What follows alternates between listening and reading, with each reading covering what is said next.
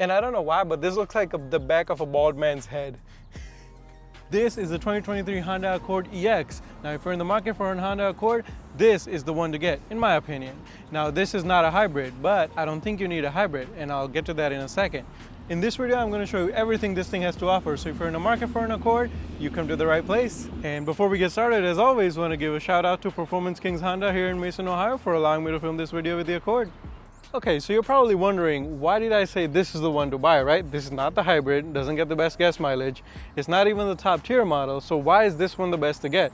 But I have a reason. So the way the market is today, hybrids always have some sort of a premium associated with them.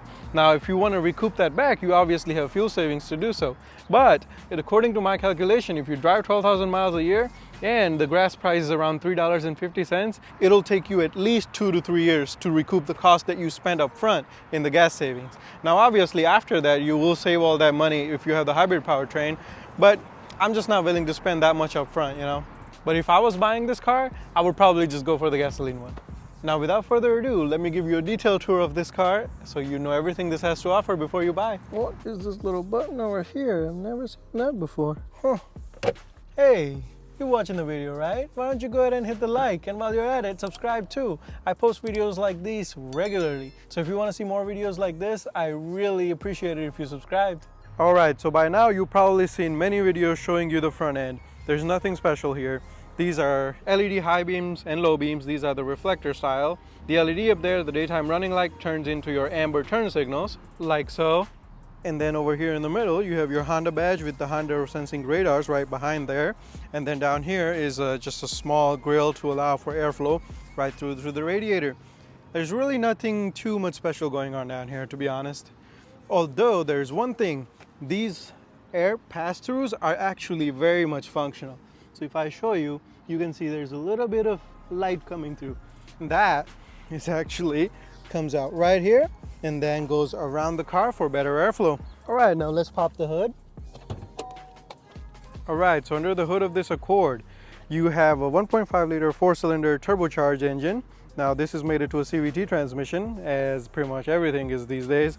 And there's really nothing special about this engine. I'll put the power figures up here, and I'll put the fuel economy in here as well. The engine for the Accord has pretty much always had the same amount of power, but I do like the fact that the battery is right there, so if you ever need to service it yourself, you can do that over here. This is your engine air filter, also easily accessible. Now, if you don't know how to change the engine and cabin air filter, that's one of the easiest things you can do and save a lot of money. Click up there to see that video. Now, other than that, folks, that is pretty much it under the hood. There's nothing else special, so let's move on. Now, as for the side profile of the Accord, you've probably seen this a million times in all other videos. All Accords pretty much look the same from the side profile perspective. So let's just move right on to the wheels down here. These are 17-inch wheels wrapped in a 225/50 R17 tires. So these will be perfect for comfort. They won't exactly feel sporty, which is perfectly fine. This is not a sports trim level, so you don't really need huge wheels. So this will be perfectly fine. And coming around the back here, as you guys can see, the tail lights, those are really cool. Although I wish the Honda logo wasn't blocking it, I would have loved to see a full light bar there. There's also no badging, so you don't know what trim level this is. I don't know if that's a good thing or a bad thing. I'll leave that up to you guys. And over here is your rear view camera. So if you put it in reverse, that's where your rear view camera is. And right next to it is your trunk electronic release. So press it, and it automatically releases. Now, it's not fully electronically opening. There's a difference between electronically release and electronic opening, but this is just electronic release. It's just hydraulics doing the rest of the work. All right, so in here, as you can see, there's some mats over here. Under the cargo floor here, you have your jack, you have a small funnel, as well as other tools to be able to repair. And then one good thing is this car still does come with a temporary spare, as you can see right there. It's not a full spare, though it's temporary, but it's still better than a flat repair kit, which some cars are just doing these days. So that is a good thing. So what else do you have in the trunk here? So let's see. You have your small light in there, so if you are messing about in the trunk at night, it's got you covered. A hook right there to the right and to the left for your grocery bags. And this right here is your pull tab for the seat release. So 1 and 2, because the 60-40 split. Now that you've done that, you just go into the passenger side and just drop them. Like that's one, and you can do the same to the other. Then you have a flat floor here with a pass-through in the middle for whatever you want to store. Now let's hop inside. So to get inside, you simply put your hand here, It unlocks the car for you with the smart entry system. Now here's your door panel. This is supposed to be soft plastic, and it is ever so slightly soft. I wouldn't call it really soft. This is really good. This is soft. Nice, very nice. I like that. This is also soft, very good. Although some parts like this right here is actually hard. This is soft. And down here is all just hard plastic with a small, very small bottle holder down there. And then here's one of your main audio system speakers. And then here are your window and mirror controls. The front two windows are one touch up and down. The rear two are not actually. And before we hop on inside, here is your seat. So this controls the thigh support that goes up and down. This moves the seat forward and back. This moves the backrest forward and back. And then this is for your lumbar support, which does not adjust up and down, but it does come out and go back in. So that is still there. Now, one thing I want to say about these seats is actually they're very well padded. Even though these are cloth seats and not leather seats, I actually prefer the cloth seats because they are very well padded here. As you can see, this is really good, and I actually do like them. I do think these are pretty comfortable. Okay, so here we are inside of the Accord. As you can see, this one does have the blind spot monitoring system in the mirror itself. And then here's your view to the right. Very nice. All right, now let's start up the Accord. Here's the smart key, placed right there. Start stop button behind the dash. Put on the brake.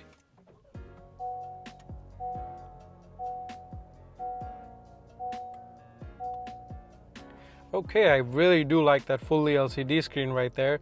That gets a huge thumbs up. And then I really do like that little seatbelt display. That is really good. I really like that.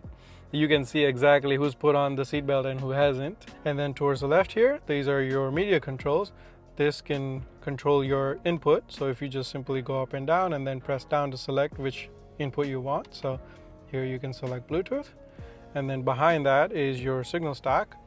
This is your wiper stack. Now this controls your safety systems. You can use a scroll wheel to go through the different menus, as you can see up here. If I scroll up, you can see the maintenance, seat belts, and so on. But if you go into the safety support and then click, that basically gives you, if you want the road departure mitigation on, you can simply check or uncheck these boxes, and that way you can control the system to your heart's desire. Now there are no controls over here on the left side of the driver. This is simply your air vent. You can turn it on or off using this thing. And then the same air vents in the middle here. These are super clicky. Take a listen.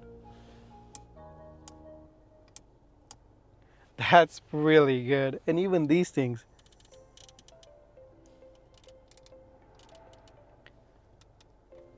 I love these things. They feel very high quality over here. Now this car does have dual zone climate control, so you can control the passenger side and the driver side. So this is for your driver side and that's for your passenger side. You can sync them by pressing that.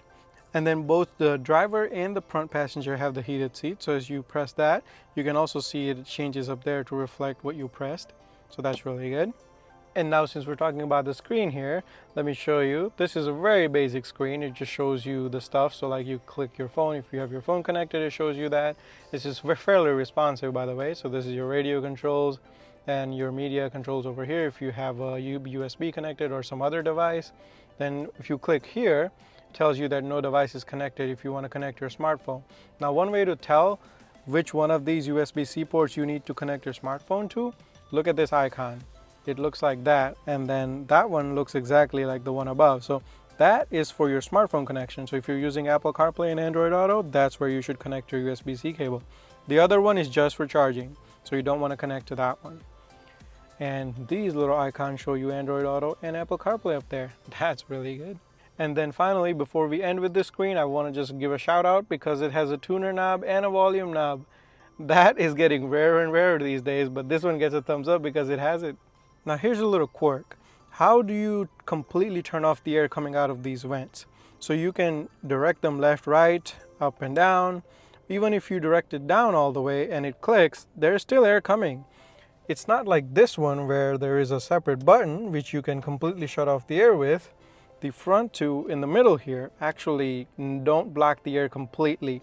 The other one does. They do click down, but that doesn't do anything. The air is still coming out. So that's a pretty weird little quirk. I'm not sure what that's supposed to do. Okay, so moving on down here, here's your gear selector. There's a little button here. You press and then pull back. You put it in reverse, and here's your reverse camera. it will alert you if there's somebody walking. As you can see, somebody's coming, and it alerted me.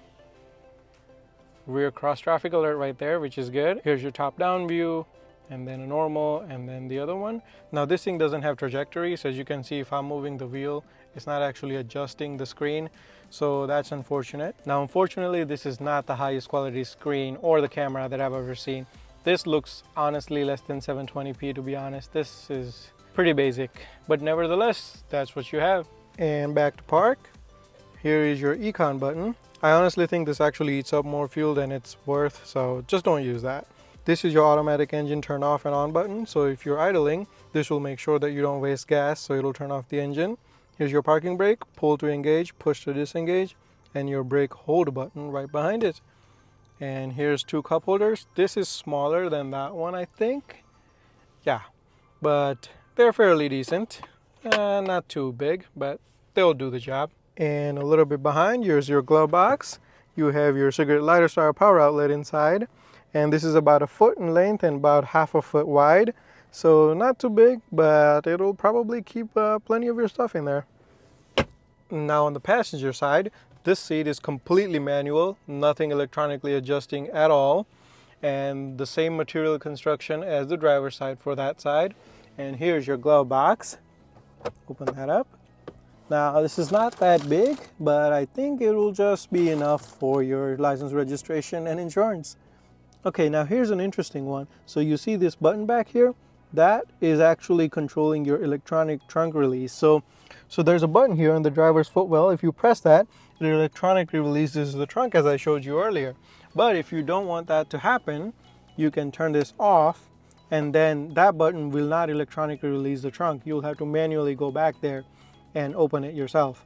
I'm not exactly sure why you would use that, but if you guys know, let me know in the comments below. And up here, here's your fairly standard rear view mirror, and then your lighting controls up here.